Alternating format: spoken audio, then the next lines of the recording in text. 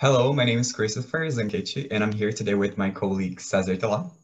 We are undergraduate students in Letras Inglés, English Language and Literature at UFSC, the Federal University of Santa Catarina. And today we're interviewing Danielle Pires, who's a doctoral student at UFSC. Danielle is also an English teacher at Colégio de Aplicação, and this interview is part of a project supervised by Dr. Rosane Silveira, our advisor, that aims at bridging teacher education and technology and pronunciation teaching, especially in the Brazilian context. We would like to thank you, Daniel, for your time and availability to talk to us about your research. Would you like to say some words before we start asking you the questions? Just thank you for this opportunity for us to talk about this relevant issue. And yeah, let's get on with it. Great. Okay. So Cesar, would you like to start asking the questions? Sure. So Danielle, the first question is broader, but could you introduce yourself and tell us about your experiences with teaching pronunciation in schools?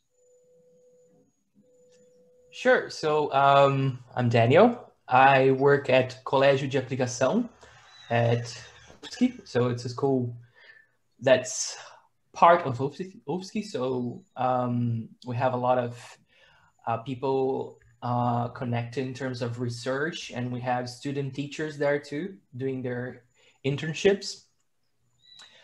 And my experience in Colégio de Aplicação is brief. I've been there for 2 years now, but my experience with teaching pronunciation, they started from the very beginning of my teaching career. I've already, since the beginning, I had an interest in teaching it, but it grew larger in my undergrad with the professor. She took particular interest in pronunciation, and she showed me things that I had no idea about. I think maybe other courses have this sooner, phonetics and phonology, for example, at UFSC with Professor Rosane. But there, it took me a long time to realize and to see how pronunciation could be. So she kind of drew that interest in me.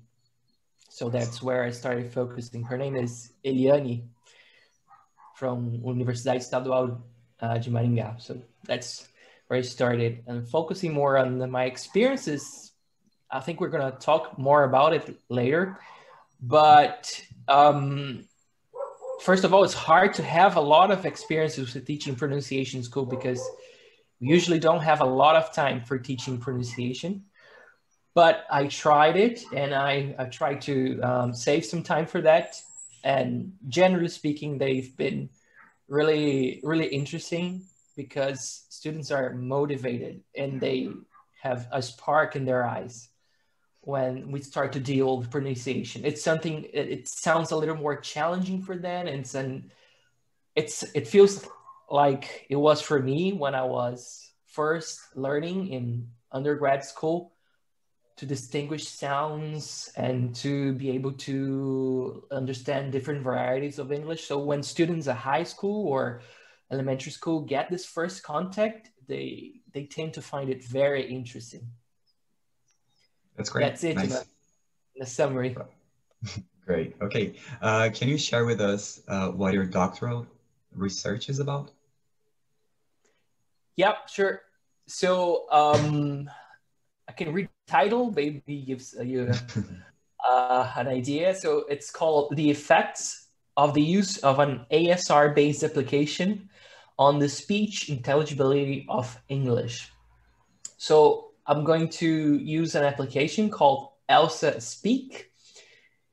And I want to see if this application can help students become more intelligible. Mm-hmm. It's an ASR-based application, and that means that it uses automatic speech recognition. So it's able to recognize what the users are saying and give feedback. There are many applications like that these days, but most use like Google speech recognition, which is not meant for language learning. So it just understands what you're saying, but it's not really optimal for feedback. but ELSA has its own ASR, so that got me interested in the application. And so I saw that the technology is promising. It's really well developed. Luana Baldicera, who is also a PPGE student, she investigated some apps for pronunciation, and she found this had the best score according to her criteria. So it's a really good app, but sometimes we have great materials that don't translate into learning outcomes. So that's my curiosity. That's what I want to find out, if this seemingly great application has good impacts, or what are its effects on intelligibility. Mm-hmm. That's really interesting. And in a nutshell, what motivated you to research this topic? I guess the first starting point would be Professor Rosani's class. I really liked them, and I started to, we read some chapters on pronunciation, teaching, and technology, and that got me going. And then also I see that the students don't have sources, and they don't have the time in class and outside class to practice pronunciation, because we have a lot of curriculum to deal with. We have a lot of issues, especially in public schools. We have a lot of different levels. Well, that's true in private schools too, but it's hard to work pronunciation, giving feedback to each student individually. So I thought, how can we make to have feedback that's individual and that they can do outside of class? So that was another huge motivation to me, to find some materials and some ways to help my students. Perfect. Very, very nice. Now talking a little bit more specific about pronunciation, how do you see this teaching of pronunciation in school? You said that it's a little bit challenging, right? And there are different levels in public and also private schools. So how do you see this challenge? Yeah, it's a huge challenge. There are a number of research and authors who have looked into this. Bruno Costa from PPGE, I think he was Rosani's advisor. He also investigated it and found that teachers don't feel prepared very often to teach pronunciation, because it is hard and you need specific training. So if they lack the training or they don't feel confident, they usually not teach pronunciation, like explicit pronunciation, or they'll refrain from working with it.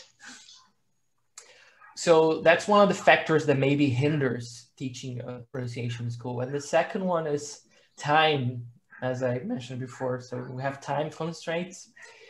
So because of that, I see that it's underdeveloped. So the teaching of pronunciation in school is underdeveloped, and it definitely could use some, I wouldn't say more attention, because we are paying attention, but maybe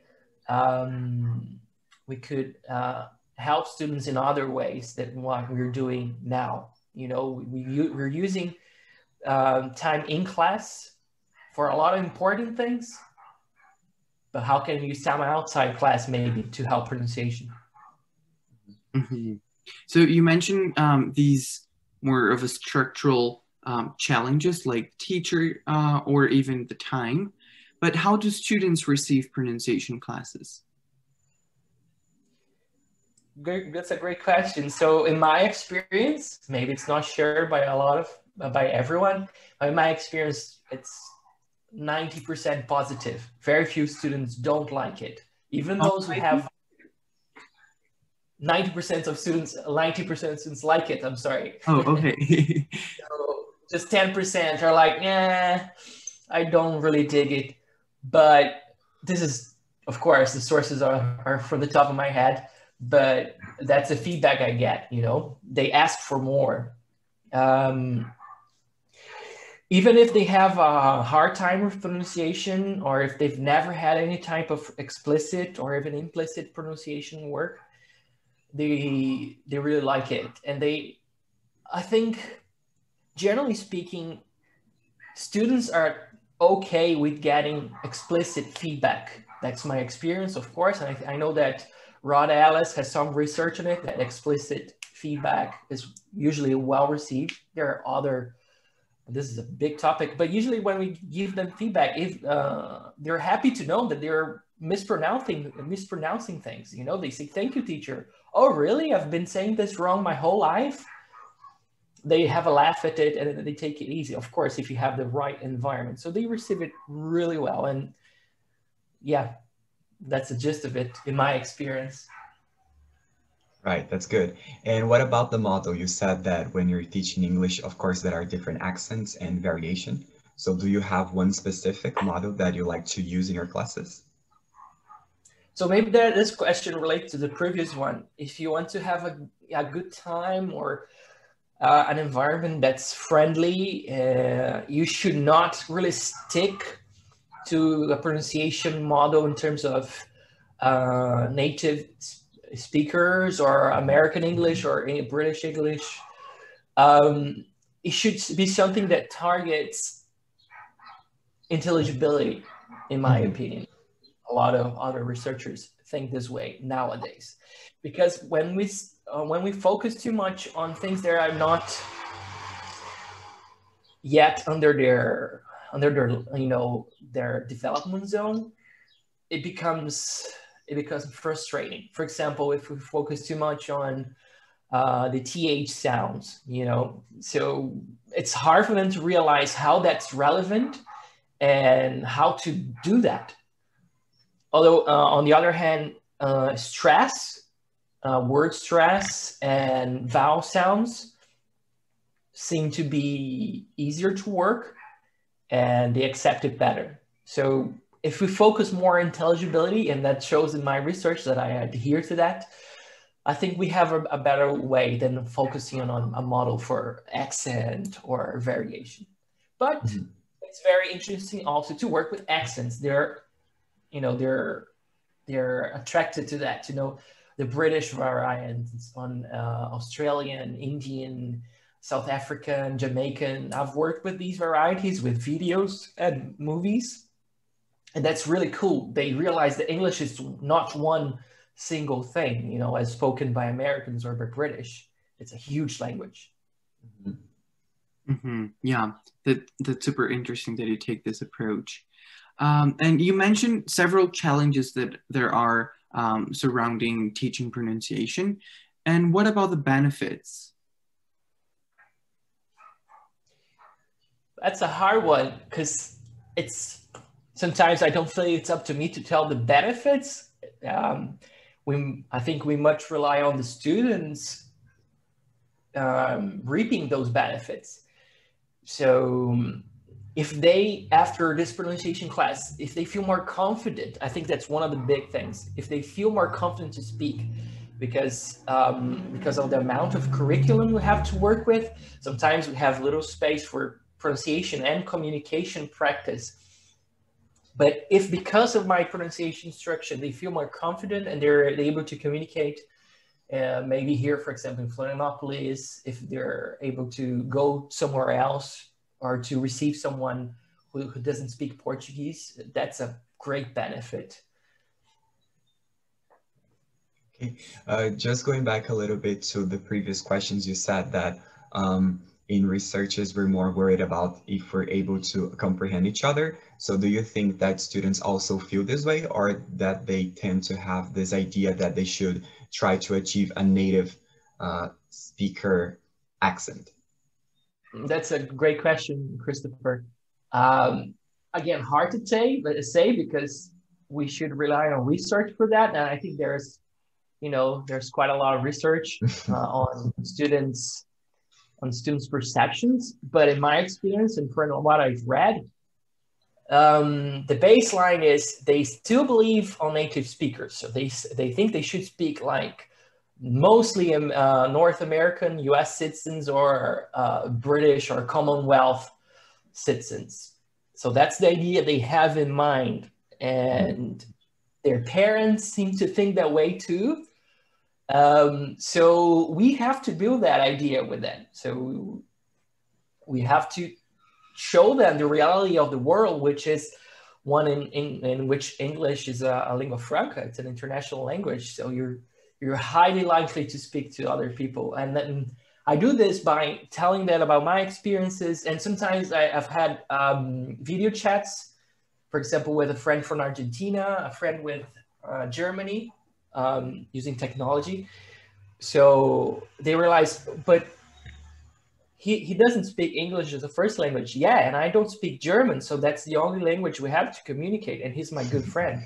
Same with Spanish. I do speak Spanish, but it's not as good as the English we have. So we have to show them that. Otherwise, it's hard for students to come with this notion, you know, from home, let's say. Yes. You brought up the issue of meeting parents' expectation. And we normally don't think of it. We normally think of, oh, our students only. But when you're working with children, you also have the parents that you normally have to have some sort of interaction with. How do you deal with that? Is there some sort of different process that you go about working with parents? I tend not to worry much, because parents, well, again, this I'm talking in a general sense, but they come with the ideas that they were taught in the past, and that those were even more directed towards the native speaker. So they sometimes have expectations that their children will, you know, learn American or British variants of English. But I tend to focus on the students and telling them how it's important to learn English these days. And then they usually are able to convince their parents. This, I think, it's more of an issue in other types of institutes rather than where I work. For example, in private institutes that adhere to one or other variety. Oh, here we work with British English. And we know that's not true. We're Brazilians. We have Brazilian English. You know, we may have lived in England. I lived in the US for a while, but we lose it. So nobody's really British. We're in Brazil, you know. That's nice. Well, maybe it's difficult for them to understand or accept this, but it's good that you're mentioning, right? Okay. Yeah, it's a long fight, let's say. Right. Okay. So talking a little bit about technology, which is something that you have been developing in your research, what is your perspective about the use of technology as a way of assisting the teacher in the classroom? Have you tried to use the ELSA app that you were talking about in class? I've never been able to use ELSA in class because at school, some students cannot use their phones.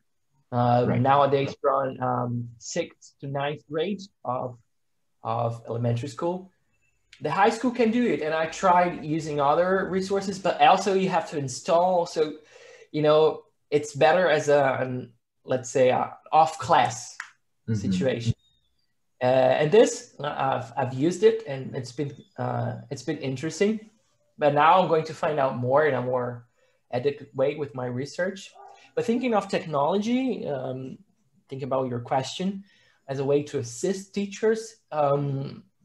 I feel that maybe one of the best benefits or the greatest benefits is to have teachers confident of their pronunciation. So we don't need to have perfect pronunciation, but sometimes we are going to teach some specific words, even if you're not focusing on pronunciation. So let's say I'm working with one certain topic, then certain keywords are very important. And if you are still unconfident, if you're not confident about your pronunciation, you can use technology to, you know, prepare your classes, have these sources in class. And it also you can check things in class if you have access to a computer that's connected. I've done this thousands of times. So I'm not sure about one pronunciation, and I'm very open to my students. Let's check how you pronounce it. I'm not the owner of the language, so I'll go to a resource and check it, you know. So it can be useful in this type of way to assist teachers. That's really interesting. You mentioned the issue of having to download an app, or even when children cannot use their phones at school. So what are some ways we can implement technology when teaching pronunciation in schools taking into account the reality of private and public schools in Brazil? So I think there are many answers to it, and it's still a very open field because we're still discovering, we're still, for example, in Ceará, it's a great school. It's got internet access that's reliable. So I've worked with Kahoots and other things. On the other hand, students come from different backgrounds and they not always have the cell phone. So sometimes you can use your mobile. So I've done this. For example, in a quick exercise, I just opened my Google Assistant and I told them to say a couple of sentences. So they would gather around me and I wanted them to ask the assistant, what time is it? It was a very simple thing. I think it was 6th grade at the time. So they can't use their mobiles, but I can. So we can, adapt and overcome these challenges in terms of technology because teachers usually have access to technology. It's not the case all the time. We have a very big country. But I think regardless of the level of access to technology, it can help us, and there are a lot of people exploring that these days, either for pronunciation or for other situations. I'm not sure if I really answered this question well. Because now I forgot the question. No, I think you did. Yes, there are limitations, but you also see ways in which, for example, the teacher can help to overcome them. And this is something, for example, the teacher situation of having a phone and normally having access to internet is something more wide than relying on students having access to them. So yeah, I can definitely see that. Yes, exactly. Thank you. Right. And what do you think is the opinion of students or other teachers or parents about using apps as a way of helping them practice pronunciation? You said that there is kind of this misconception that parents have that they should have this native speaker accent, but do you think that they are okay with using apps to improve or work on their pronunciation? Yeah, I think these days, especially with the remote teaching situation, we've just accepted if people were not really keen on technology for learning nowadays, they have no way out of it. So it's become more accepted. Still, there are misconceptions in terms of what are people doing these phones? Are they playing or are they studying? It's hard to tell. And that's a problem not only for parents, it's a problem for us, because in the same device, we have entertainment, social media, and then it's learning too, so students have reported that. So they start using, but then they get distracted. And this has been found by now a number of research that it's a challenge. In spite of that, I think students are very eager to explore technologies and apps. Sometimes they themselves come and show me the applications that they found, or they ask if this application is better than the other one. I remember when I was carrying out my master's degree research, a brother from a friend of mine who's 13 or 14, he said, "Oh, I have the answer for your research," because I was comparing apps and said, "No, this one is better. This one is the best." So they have explored and they're eager to explore the applications themselves. That's so great. Was it really the best? No, but it's the most famous. It's Duolingo. It's great. It's good for a lot of reasons, but we can't really say one is better than the other, but it's definitely the most famous and perhaps the most successful. Maybe that's why he thought it was the best. It's a valid opinion. Right. Mm-hmm. Yeah. But that's great to hear that they've been exploring these applications, and it's something that they seem to be motivated about doing. And you told us that your research is about investigating an application and how it relates to intelligibility or the development of intelligibility. So how does your research translate to the classroom specifically? We're yet to see that when I get results, so maybe you can ask me this question again.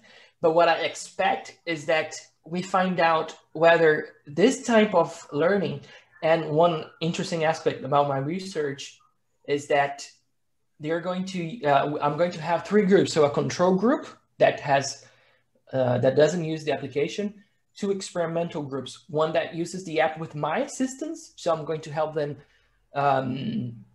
you know, I'm kind of complementing the app. I'm a support to the app, and I tell them how it should be best used. And one that's going to use it completely, not almost completely independent. We call it self-regulated learning, because the learning goal is given by me or by the teacher, instructor, but the process is conducted by the students. So that's one of the things I want to see. I'm very curious about. So if students can learn autonomously in the self-regulated manner, it means that we can work with a lot of things in class that are very important and that we work these days. Critical thinking and intercultural and cultural aspects of language. And then we can give them some time and sources to work in a more independent way at home. But we are not sure if that works very well. So I think it's going to have a real world application in that sense. So if we have good results, we can start thinking with a more theoretical, sound approach to, you know, pronunciation instruction at home. Right. And when do you intend to have those results? Do you have a deadline or a day in the future that you're going to have the results?